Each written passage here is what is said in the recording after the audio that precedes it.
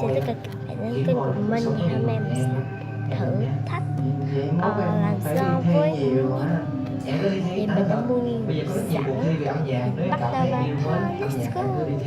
Thì đầu tiên là có nước, nước thì nào cũng có, mình không nước thêm vào nhé. Hộp này là hộp mẹ mình làm bánh lăng nên mình đã xuyên một cái, mẹ mình đã cho rồi nhưng mình sẽ không tính cái hộp này nhé. Nếu như may mắn không đi âm nhạc rồi đó, cái hộp này là cái hộp mình lụm không có nắp nên sẽ đựng là battery để pha với nước. Ở đây thì mình thường chạy mua từ nhà sách nổi tiếng showbiz em bước vào là ống 100 ngàn ở đâu, nhưng với 250 triệu ống này thì cộng tất cả là 5.000 thì ống thứ 3 là lên tới thứ 2.000 nhé. Chai hồ trong thì chai này có giá là 5.000 thì mỗi theo là rơ miệng thì mình lấy từ dung dịch rơ miệng của cháu mình vì nó còn nhỏ nên nó còn xà nên mình để xong cuối mình sẽ không tin thì bà nhé. Mình đợi về được thấy thì đã đủ 10.000 rồi, bắt đầu làm thôi. Thì đầu tiên thì mình cần bỏ hồ vào trước nhé. Người ta mà nói vậy nè, anh Giang là áp lực em thôi. Một đời mình chưa bao giờ mới tới đâu tới. Mình sẽ làm ít thôi. Chỉ đặt áp lực nhau gì vậy? Thì ra cuộc đời cái gì vậy? Cái một cái nào em lựa chọn ha, nó đều có hai mặt thôi. Sướng và khổ. Sướng ít thì khổ. Xong rồi nha các bạn, mình đã ở hộp xong. Cái gì cũng có cái ý.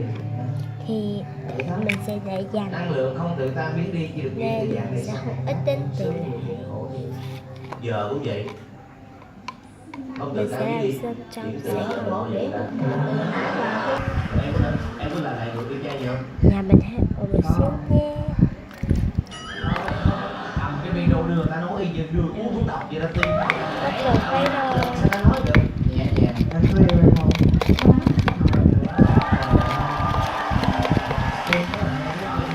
Thì bây giờ mình sẽ pha ở dung dịch nha các bạn. Dung dịch này chỉ còn ít thôi nên mình cho 2 người luôn. Vì mình không có xào ít nên mình sẽ ít tí nữa một xíu.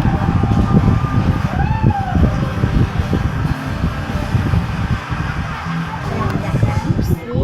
Danh hài của ba, các bạn sẽ được gặp lại cuốn thư bạn cảm dành giải thưởng hơn rất nhiều và bắt buộc.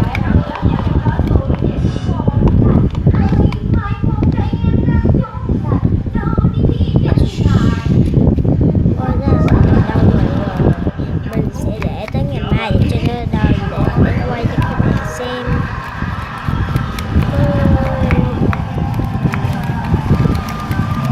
Ôi nó đã ở rất là nhiều nhưng mình không có khá làm sao không, nhà mình ở lề đường nên khá là ồn nên các bạn thông cảm.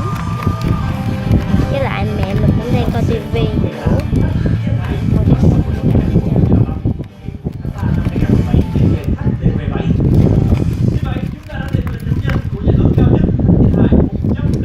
Mình làm nó hơi dính để làm cho nó dính che đi một chút các bạn. Coi nó để rất là dữ rồi.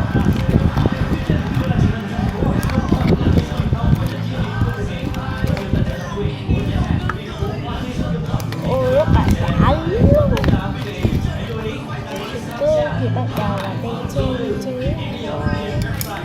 thì nó không có trong nên mình không có mâu thuẫn được. Đây các bạn.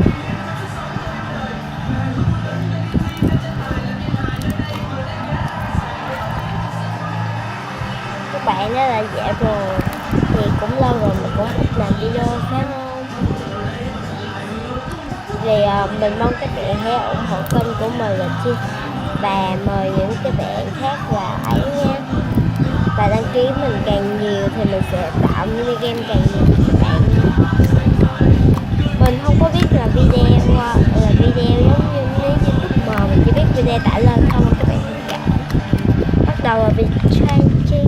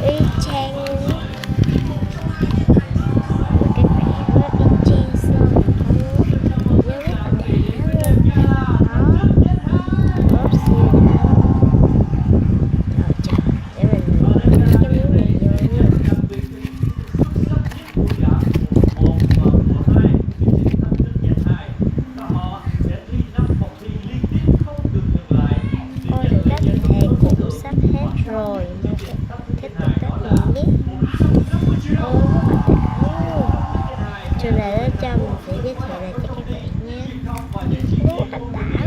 Tức là mình đợi cho nó trong thì mình sẽ đăng lại cho các bạn xem bên trong nha. Tuyến rất là đã, các bạn mua thử dây đi nó đã kinh khủng. Nhiều bạn kêu là dây shop mình không hút thì đó chính là dây hút nha.